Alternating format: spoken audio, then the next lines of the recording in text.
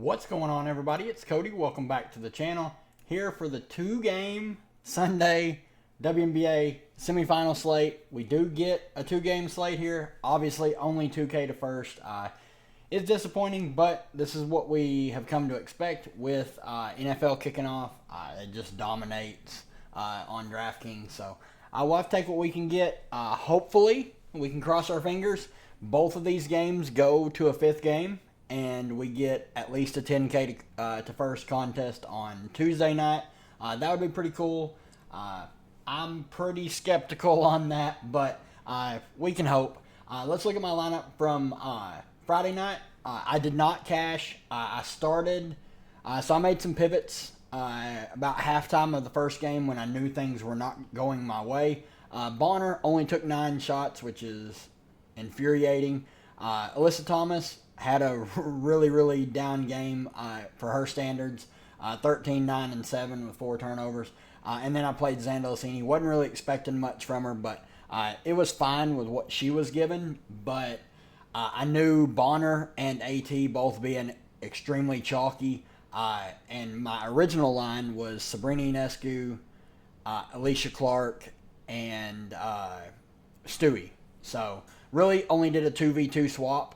But I went to Jackie Young, who had a great game at 20%. Then I went to Tiffany Hayes. She also was solid at 6,900. She paid off her salary.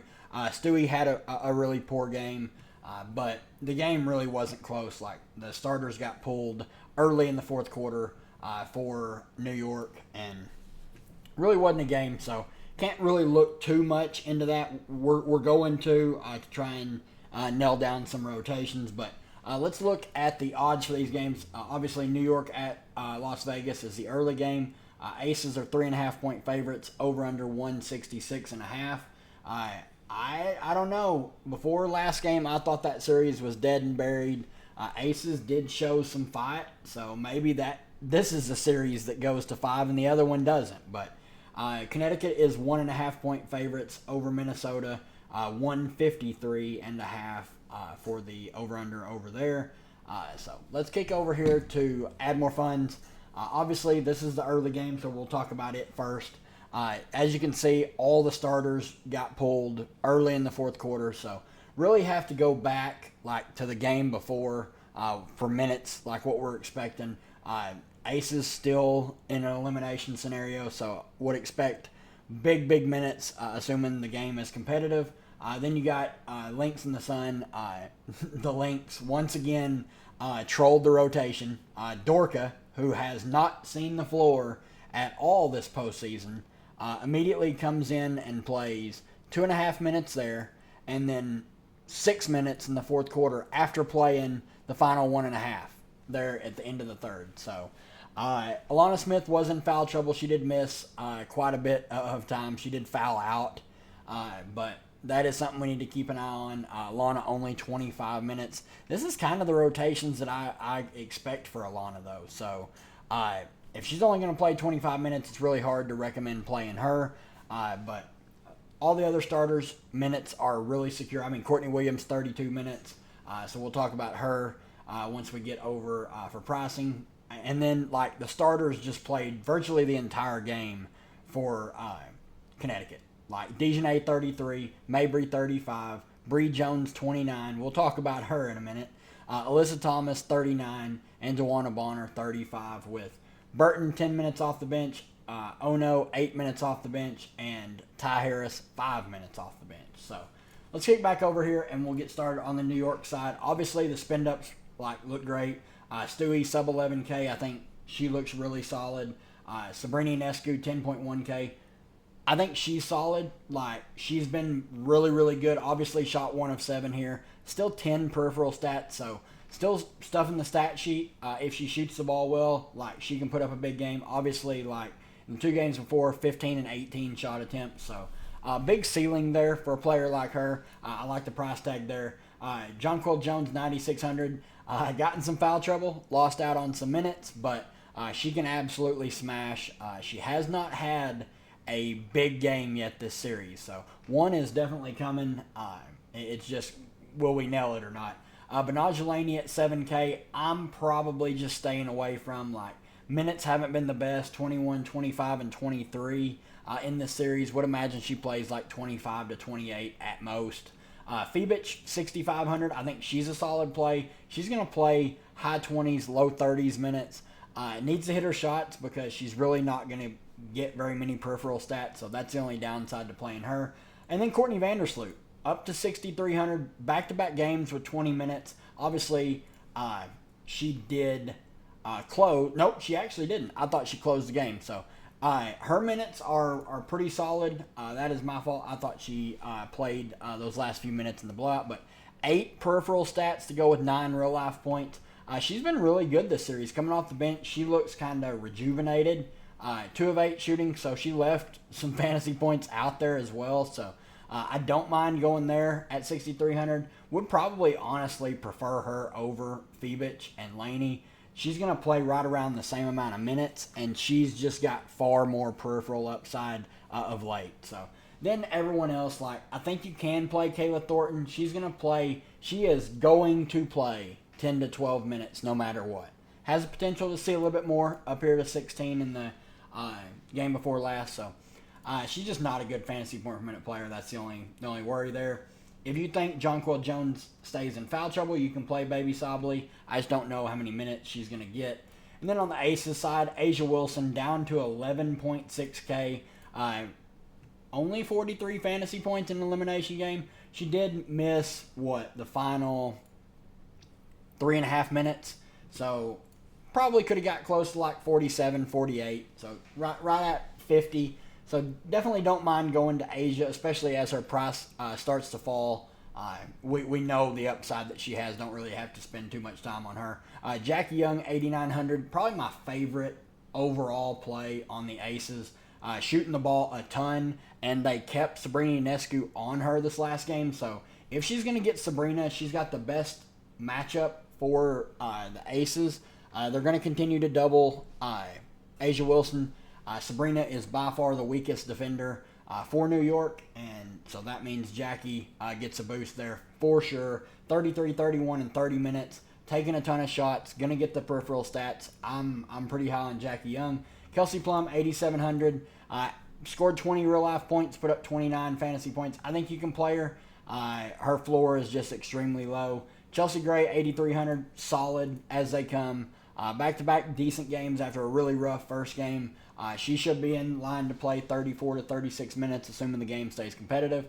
She's really finding her groove in the facilitating department, so it's pretty cool to see. Alicia Clark all the way up to 6,900. Man, she's going to play the minutes. I'm not expecting Stokes to play, but she can definitely kill you at this price point. Like, she needs, like, this middle game here against New York where she started and played 35 minutes. This 22 fantasy points is pretty much her ceiling. Like, I wouldn't expect her to ever really peak over that, and if she does, like, it's by a couple points.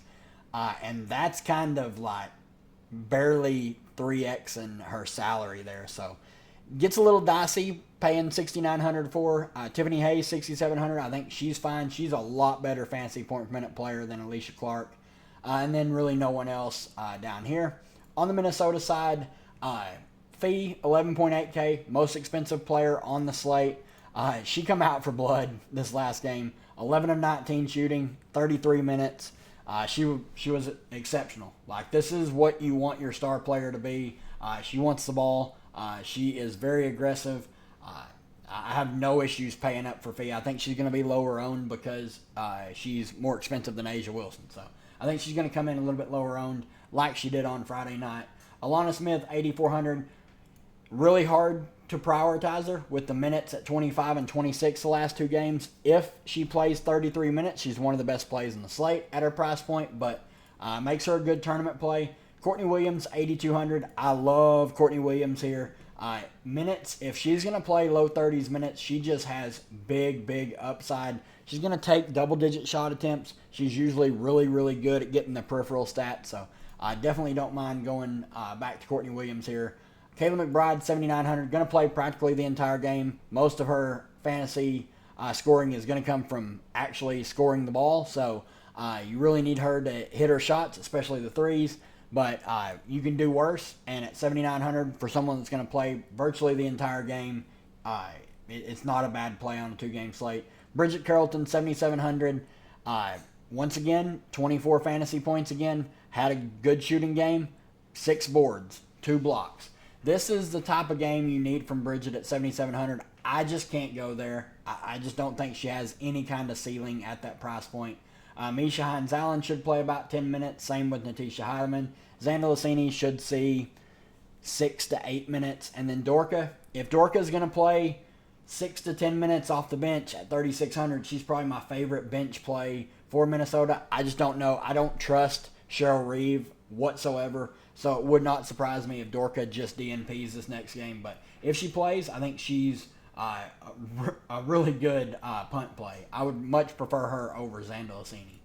On the Connecticut side, like I said, when I was going over the rotations, they ran an extremely tight rotation. Practically only played the starters. So this is what you can expect if Bree Jones plays well. They're going to play her right at 30 minutes. She broke the slate, 32 fantasy points in 30 minutes. Obviously, if she plays well, they're going to leave her out there. If she struggles, they're going to hook her almost instantly, and you're going to see Olivia Nelson-Adota get some run, or Veronica Burton, or Ty Harris get some run. As of right now, I have zero interest in really anyone on the bench here. It's really just the starters I have interest in. And with that being said, I want to go right back to Alyssa Thomas, 10.8K. In an elimination game. They need her. She should show up. Same with Dewana Bonner. Both, once again, my favorite 2 plays. On Connecticut, Dejanay, solid, assuming she's going to get mid-30s minutes. I think Bree Jones makes for a solid tournament play, even though I think people are going to go chasing. And it's very, very likely, if she struggles early, it's an elimination game for them. They're going to pull her. So she's extremely risky, but has a lot of upside. And then Marina Mabry at 9,300. She's going to shoot the ball a lot. This series, 19, 14, and 20 shot attempts. Big ceiling on a player like Marina Mabry scoring-wise. And if you catch a game where she gets 9 peripheral stats, she can pop for a big score. So a lot to like here on the Connecticut side. But that's going to do it for me, guys. If you enjoy the content, leave a like on the channel. Really helps out the channel grow. We are so close to 600 subscribers. I will be live before lock tomorrow, 30 minutes before lock. If you want to come in, ask some questions, hang out. But I will be live, and I will see you guys then.